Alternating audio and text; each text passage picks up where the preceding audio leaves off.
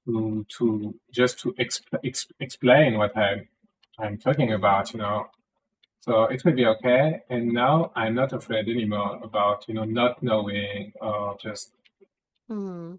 talking to people. I'm not afraid anymore. Do you I'm know that not movie afraid. reference? No. It's Oh, from that's do you Home get Alone or some movies. Yeah, it is. He says that. Yeah. He says, "I'm not afraid anymore." I Yeah, think I've it's seen it in French. when he finally like I think he's out, it's like the last night and I think it's like the church scene or something and he says, "I'm not afraid anymore" of the old man and Yeah. then he runs down the street. It's a Yeah, bit but foggy. I've seen it in French and I've seen it in English, but just the half of it. Because I was watching it with my kid, and my kid, you know, was a little bit bored of the half. Oh, he's like, "I'm done with this movie." Okay. Yeah, but I think that those are all great points. So let's talk about the other question that comes along with this. So then, does living abroad guarantee fluency? Because a lot of people think, yes, if I just live abroad, I'm going to be immersed and I will be automatically fluent. What do you think? Is this a guarantee? No, no, it isn't. Because if you're there and you just stay shut in, you will not be fluent, you know. You Hmm. have to be there and also force yourself to do the maximum things to practice. Hmm. Everything you can do. Like, you want to stay at home and just watch TV? No, just go outside at a bar, try to talk to people. And everything you can do, you have to do it to practice. And Mm. then you will have a chance to be fluent at the end. Yes, it's not just breathing the air and drinking the water. You don't get English by Yeah, osmosis. yeah. So, It's not drinking French wine that you will learn French, you know, for example. You don't know that. that was my plan. Oh no. Oh, it's not gonna work. Yes, and I know firsthand, not only because I work with a lot of students that are living abroad and they are struggling with their fluency, partly because they don't get out. They don't make friends with people in their new city or new country, or if they do, they're making friends with people that also speak their language. This is also a mistake. Now, I understand because I live abroad and I understand that sometimes it's nice to have a friend where you can speak your native language and that feels very comfortable and it can be a nice relief because it's exhausting to always be practicing another language. But you have to ask yourself, if you're going to study abroad, let's say you do a master's program in the United States, you're there for 2 years and that's it. I know people that have done that and they come back with no better level than they left, really, because they basically just went to class and went back to their apartment or dorm. They didn't make any friends. And if they did, they were friends that spoke their native language. So living abroad does not guarantee your fluency. But I would also say that just because you can't live abroad doesn't mean that you can't improve your fluency. So I really think it's about your own initiative, wherever it is that you are, because I speak fluent Spanish and I live in a Spanish speaking country. But Alex speaks fluent English and he's never lived in an English speaking country. So I think Yeah, we're both examples that both can work, but you have to take the initiative because I know a lot of gringos down here, also in Mexico, that have been in Latin America for years and they can't speak Spanish. Like barely at all. I was just in Mexico a few weeks ago and I met some gringos while I was there and they had no idea what was going on when I was having a conversation with a Mexican person in Spanish and we were having a whole conversation discussing actually, I was having a conversation about how life is transactional and everything, everything is a transaction. This is what I was discussing. And this gringo guy just got up and left because he didn't understand what our conversation was about. He didn't understand what we were saying. And I was like, you know what? Why don't you just go away anyways? Because you've been in Mexico for how many years and you still don't speak English? To me, honestly, not to make a judgment, but shame on you. exactly. Like, Yeah, I have you know, exactly the like same thought. And I've met people here in Guatemala that spent quite a long time in the United States. I knew a girl, she was in the United States for 6 years, and then she came back to Guatemala. And our friendship was 100% in Spanish because she didn't speak any English. And to me, honestly, it was like, I didn't want to like make her feel bad, but it's kind of like, how is that even possible?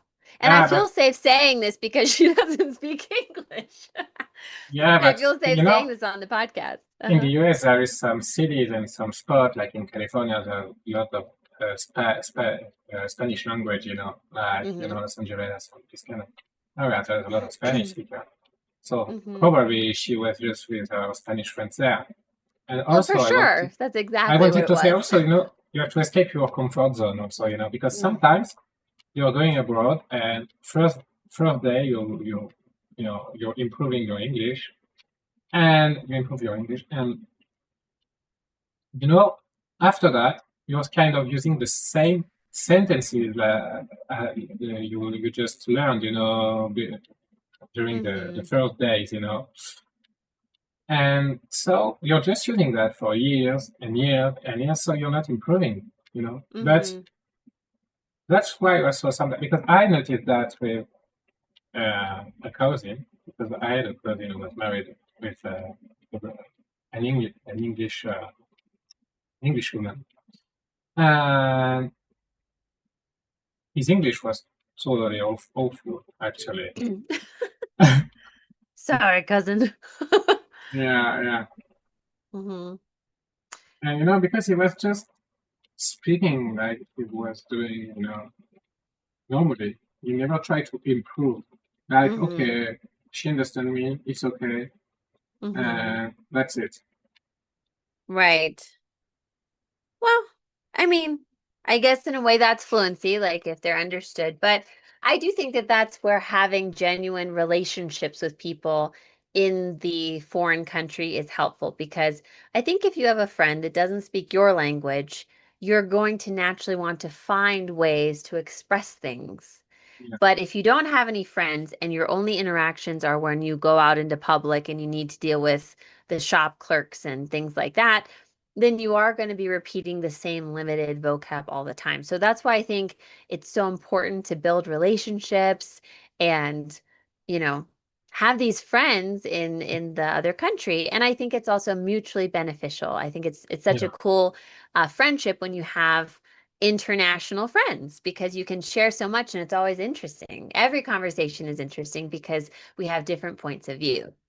yeah, So, yeah. like Alex. Alex is from France and I'm from the United States. And so obviously we have our differences. A lot of times it's about bread and mustard. But just as an example. And sometimes you can create a podcast with these people that you meet from different cultures. You never know, it can just accidentally happen. Yeah, yeah. This podcast is an accident. Oops, we created a Oopsie, podcast. oopsie. Okay, so I think that we've answered the question that living abroad doesn't guarantee fluency, but also staying in your home country doesn't mean that you can't become fluent also.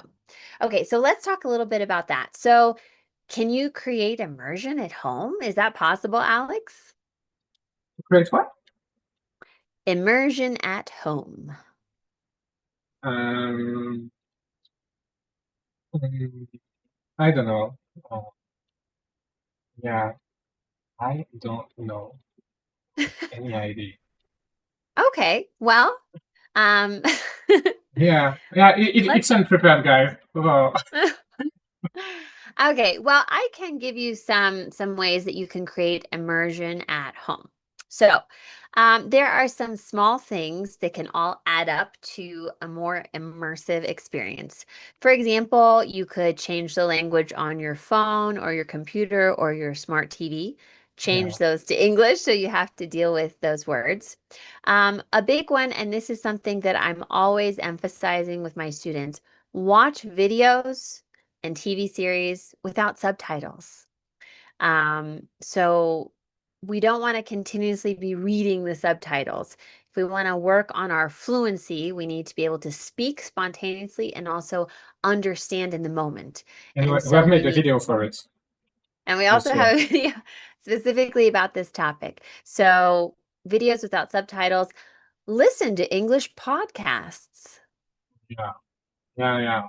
And yeah, yeah. My phones are in English actually. I have two phones, and both of them are in English. I Ah. always do that, and yeah, this is something I advise people. Like, okay, if you want to learn a language, just done everything in English. Like my Mhm. kid, all his video games are in English now. Like he has Oh, that's to deal great. with it. Yeah, Yeah. It's great. and It's creating the necessity. yeah, and you're learning some words, Mhm. like to load, to buy, to sell, all these kind of little words that are useful Sounds in like your kid everyday life. is doing stock trading.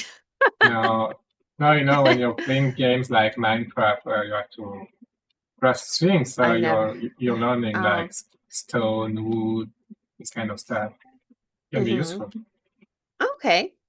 So, another cool thing is you can send voice messages in English. That's a cool way.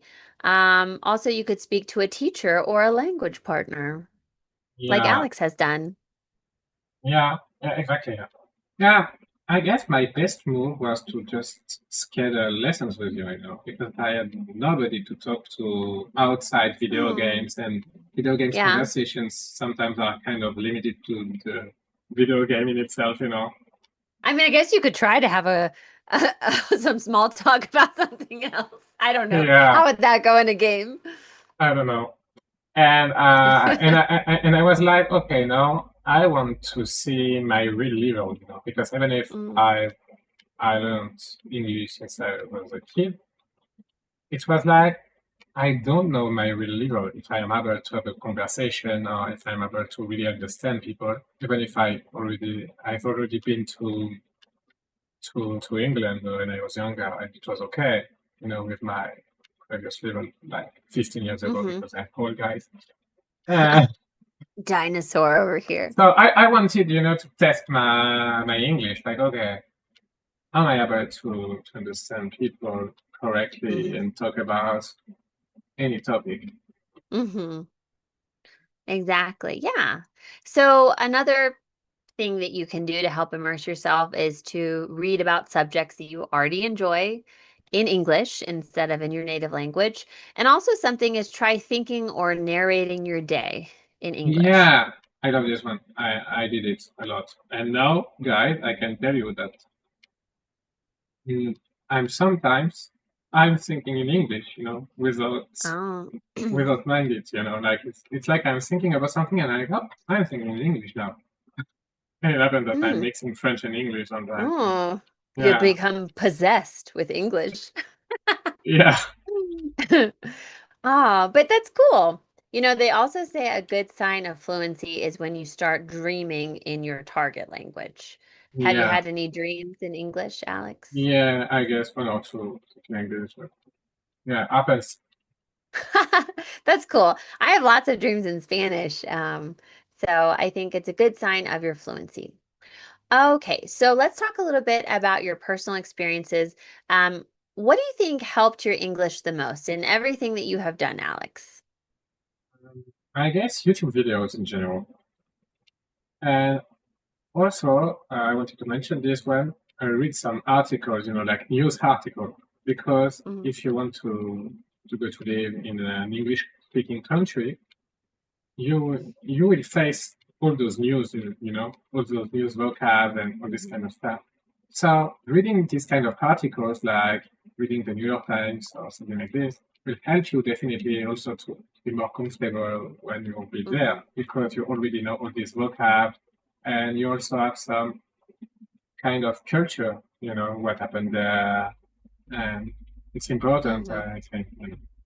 So yeah, YouTube videos definitely because I spend a lot of time watching videos Mhm.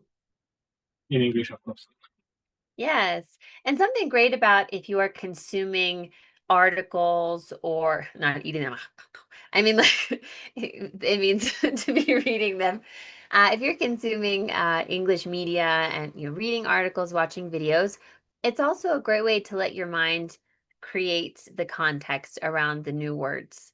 Because when we're just memorizing lists and doing flashcards. I was just telling Alex, I'm kind of like anti-flashcards because I think this is good for test taking. It's good for memorization for the short term. But if you want to improve your vocab for your overall fluency for life, then you really need to be consuming the language in a natural, organic way. And you need to get the context around that new word so your brain has something to latch onto.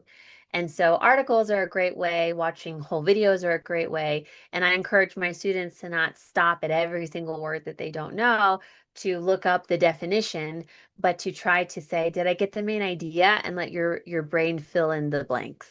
This is Yeah, the best way to learn, and it's the way that you learned your first language. So I think we need to go back to the basics and do things in a more organic way, which to be honest is more relaxed anyway, because nobody ever learned anything in this way. yeah. Maybe for cramming for a test, but in the Yeah. end, you will forget it. For irregular verbs, it worked for me, to just learn Mm, them like this. those are some certain points. Like I do tell students, there are some points where you just have to, you need to memorize the irregular past participles. Yes. But to be honest, even with that, it'll help you remember that particular form if you can put that in a complete sentence. And bonus points if that complete sentence is something that's actually like relatable to you, not some boring sentence like, Brian went to the kitchen. Like, That's right, right. but Yeah, where is Brian? French people will understand the reference. That's why I chose Brian because of that. But this is the point. Even if it is something like that, it really does help if you can create the context around it and make it as personal and specific as possible if you really want to remember it. But we talked all about that in a previous podcast about what was that one, Alex? It was about Oh, vocab. yeah, Pop quiz. Which podcast was that? Which episode? It was one of the first ones. yeah. Also, I wanted to add with YouTube videos, you are exposed to different accents, a lot of different accents, European, American, Mm. British, Australian. And Hmm. then after when you are exposed to all those accents, at the end of the day, you will not be afraid anymore to not understand someone because you will be like, oh, I already heard this kind of accent. Hmm. So Exactly. it's important. Yes, that's also very good. More accent exposure. Okay, great. Do you have any questions for me about fluency? So let's play a little game called helpful or overrated. So the first one is watching English television with subtitles. Overrated. Okay, changing your phone to English. Helpful. Yeah, of course. Using language learning apps. Overrated. Okay. Studying grammar every day. Depends.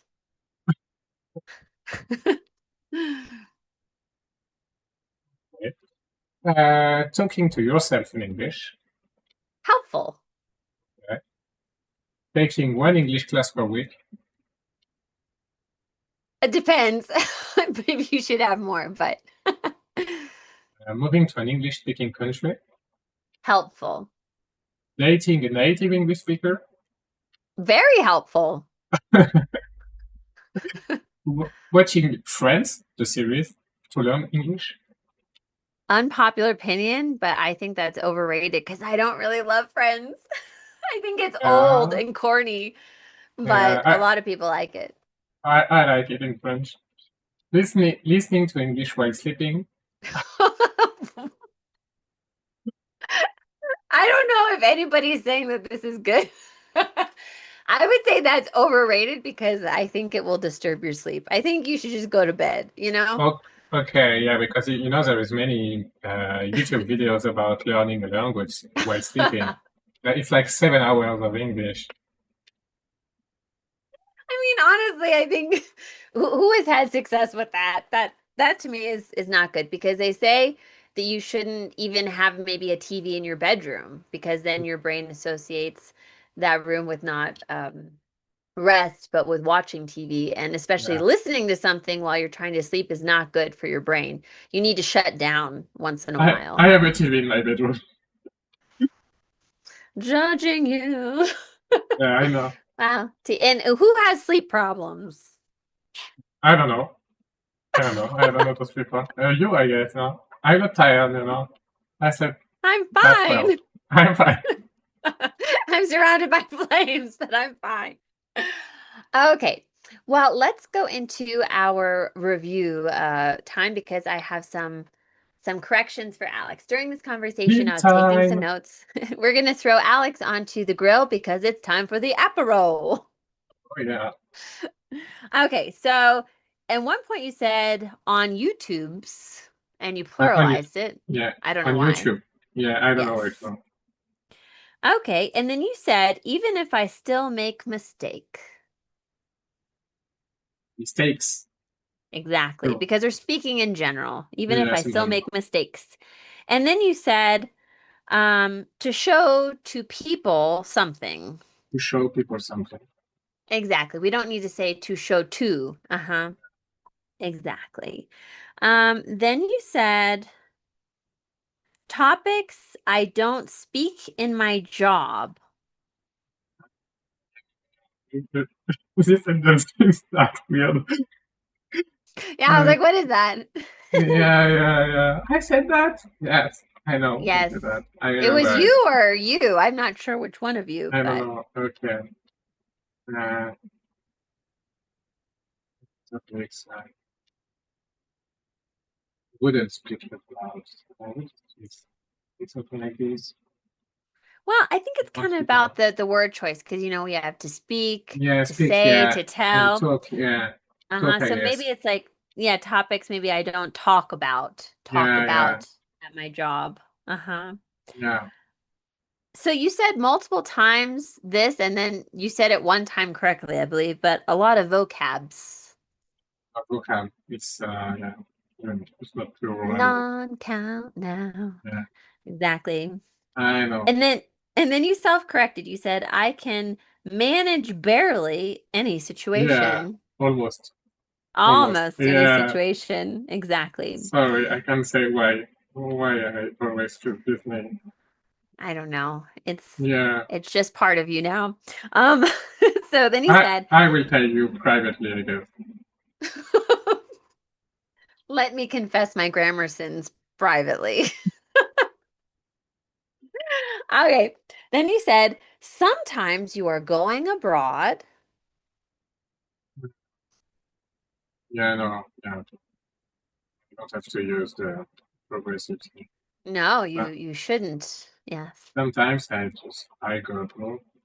Sometimes I I go go. abroad. Yes, because Yeah. sometimes is an adverb of frequency. So we're going to use this maybe with the simple present or it could be the simple past.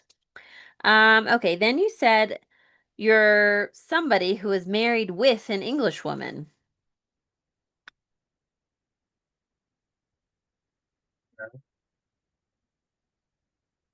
Who where? This is about the preposition. Ah, right. Ah, you're not married with someone? Well, that would mean that he and her and another person, like a Oh, three-person marriage, maybe. so which one is the correct one? I don't know. You would say he was married to an Ah, English yeah. woman. Okay. This is Uh-huh. totally French-ish right now because Frenchlish. we say it with. Uh-huh. Okay. I wanted to mention the pronunciation of the word. I'm saying pronunciation weird. The pronunciation of the word level. Level. Because you kind of say level or something like that. Yeah, yeah. Ah, okay.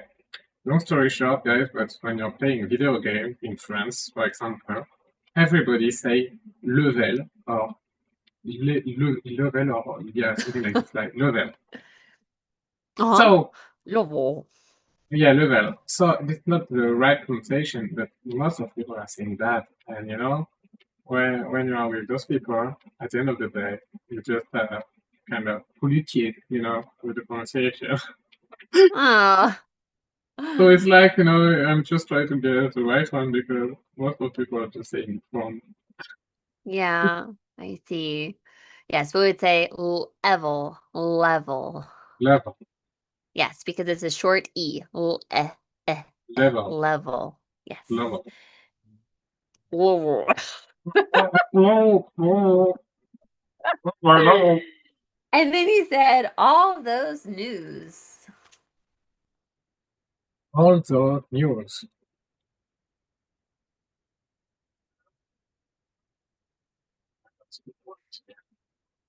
Well, news, like you might want to say all that news because it All is that, news yeah. plural, but it's like singular, like the Okay, news. Uh-huh. okay, okay. I didn't know. Exactly. That's kind of an obscure one, but that is the end of our correction time.